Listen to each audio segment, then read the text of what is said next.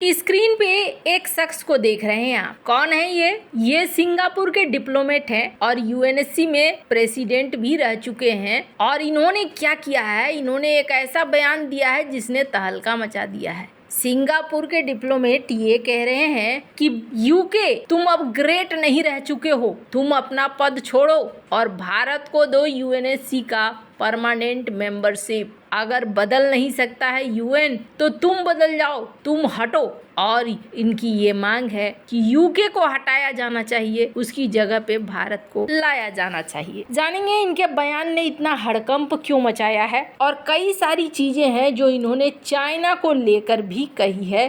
अभी बहुत ज्यादा चर्चा क्यों हो रही है। जहाँ एक तरफ ये सीन है तो वहीं दूसरी तरफ स्क्रीन पे एक ट्वीट देख रहे हैं आप। इस ट्वीट में आपको रशियन डिप्लोमेट दिख रहे हैं यूएनएससी में और ये अमेरिका के कंपनियों के ऊपर आरोप लगा रहे हैं कि तुम्हारी कंपनियों ने अपने दाम बढ़ा दिए, शेयर बढ़ा दिए, बहुत सारा फायदा उठाया है। ये जो बवाल कट रहा है, इस बवाल का जानेंगे अब इन्हीं कंपनियों में से किस कंपनी ने F-22 B-2 बॉम्बर्स और F-35 का डिटेल दे दिया है अमेरिका के 3 दुश्मनों को। जियोपॉलिटिक्स में बहुत कुछ चल रहा है। हमेशा की तरह CIS न्यूज नेटवर्क के इस एपिसोड में जानने को मिलेगा बहुत कुछ। आइए जानते हैं इन खबरों को विस्तार से। कहीं भी युद्ध होता है ना, तो सबसे ज्यादा माल कौन बनाता है? अमेरिका की डिफेंस कंपनियां बनाती हैं। कई बार तो अमेरिका के ऊपर आरोप भी लगता है कि उसका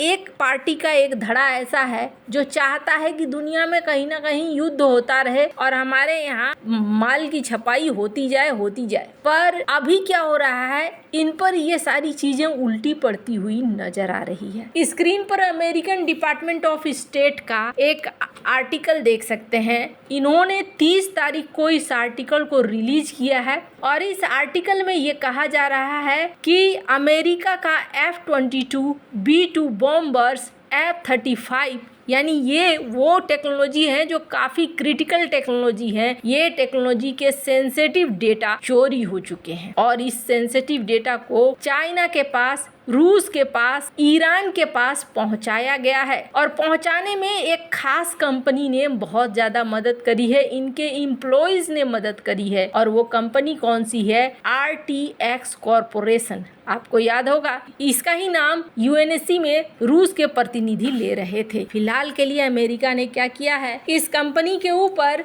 $200 मिलियन का जुर्माना ठोक दिया है और इनका कहना है कि अगस्त 2017 से लेकर सितंबर 2023 तक हमारे बहुत सारे डेटा लीक हो गए हैं जो इन देशों के पास पहुंच चुके हैं। हालांकि ये बहुत बड़ी सेंध मानी जा रही है। अमेरिका के पूरे राजनीति में ये सबसे बड़ी सेंध है जो इस वक्त लगी है, क्योंकि ये जिस विमानों की बात कर रहे हैं, जिस बॉम्बर की बात कर रहे हैं, ये कोई छोटी मोटी चीज नहीं है। यूं कहे कि अमेरिका के रीढ़ की हड्डी है। जहां एक तरफ ये सब कुछ चल रहा है, वहीं दूसरी तरफ इस शख्स के एक बयान को सुनकर आप खुश हो जाएंगे तो दूसरा बयान आपको सोचने के लिए मजबूर कर देगा। एक बयान इन्होंने भारत के लिए दिया है और दूसरा बयान इन्होंने दिया है चाइना के लिए। ये जो शख्स है कौन है? सिंगापुर के पूर्व राजनयिक और जाने माने शिक्षाविद। स्क्रीन पर एक किताब देख रहे हैं, ये किताब इन्होंने ही लिखी है। चाइना के ऊपर लिखी गई किताब है। किशोर महबूबानी ये यूएनएससी में प्रेसिडेंट भी रह चुके हैं और सिंगापुर के प्रतिनिधि हैं।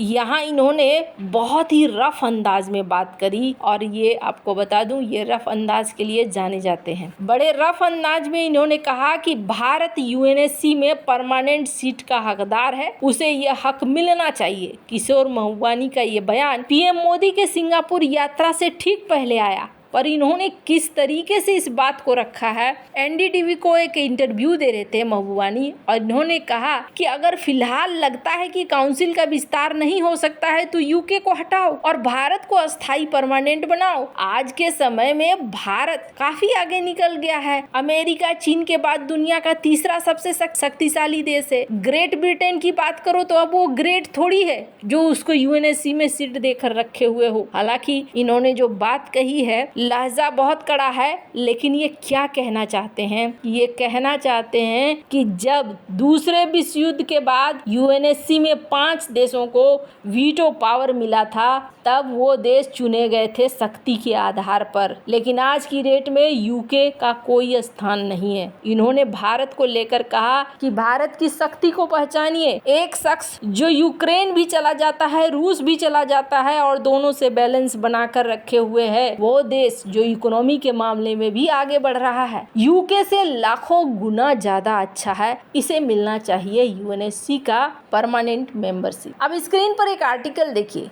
ये कहते हैं कि कई बार मैं मंच पे जब बोलता हूँ ना, तो लोग मुझे गलत समझ लेते हैं। मुझे ये समझ लेते हैं हम तो बार बार वेस्टर्न देशों के विरोध में ही बोलते हैं, लेकिन सच ये है कि एशिया की तरफ से कोई बोलने वाला नहीं है। और जब तक आप बोल्ड और थोड़े कड़े अंदाज में न बोलो, आपकी बात कोई सुनता नहीं है। ये बात इन्होंने कहा। अब इनके बारे में थोड़ा और जान लीजिए। चाइना की इकोनॉमी को लेकर भी इन्होंने एक बड़ा बयान दिया है, और ये बयान अगर आप सुनेंगे तो आपको लगेगा यानी कि इतने बड़े बड़े विद्वान सब गलत बोल रहे हैं। स्क्रीन पर एक वीडियो सुनिए। A few months ago, The Economist again came out with a story saying the Chinese economic growth is over.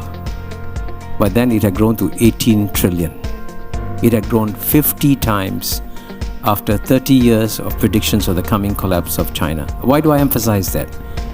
China's rise is unstoppable. And it's not driven by you or by me.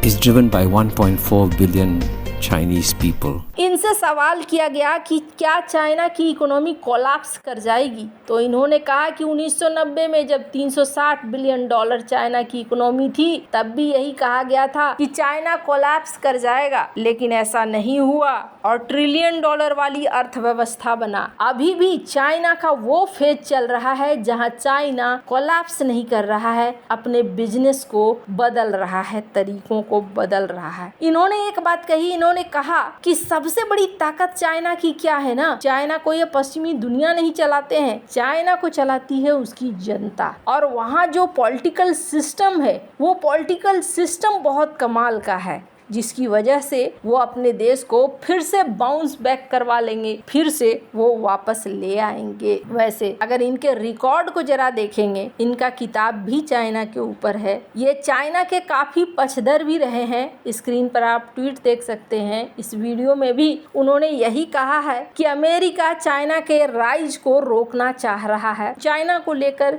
ये बहुत ही ज़्यादा support करते हैं। अपनी book में भी इन्होंने इसी बात को लिखा है। वैसे चाइना के लिए चाहे ये जो कुछ भी कह रहे हों, बात तो सही है, किसी देश की जनता सबसे बड़ी ताकत रखती है। जनता चाहे तो उस देश को जीतने के लिए आगे बढ़ा सकती है। पर अभी सवाल चाइना के साथ समस्या क्या है? जनता ही पैसे नहीं निकाल रही है, जनता ही नहीं खरीद रही है। वैसे आपको क्या लगता है इन सब मामले में? आपकी क्या राय है? कमेंट कर जरूर बताएं। जल्द मिलते हैं अगले वीडियो में नई खबर के साथ।